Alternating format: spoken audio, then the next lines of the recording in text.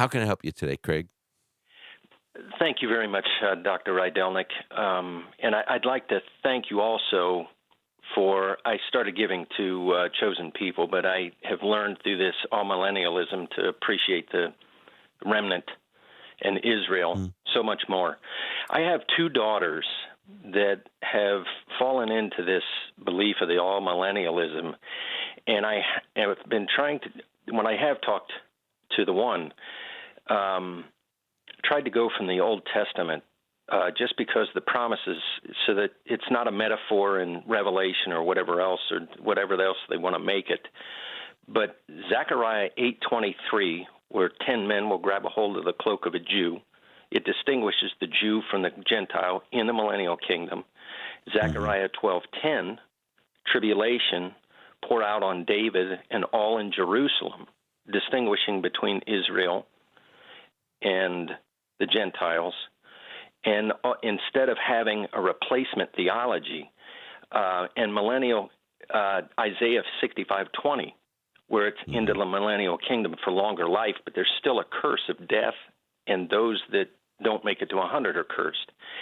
I'm trying to find out, am I going the wrong direction, and am I misinterpreting these verses? Well, let me just say, first of all, I'm glad your daughters are believers, and I wouldn't allow this to become a big block between you and your daughters. Just this is not something to argue about.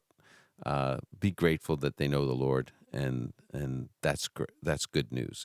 If they ever want to discuss it, that's fine, but just do it in a loving way.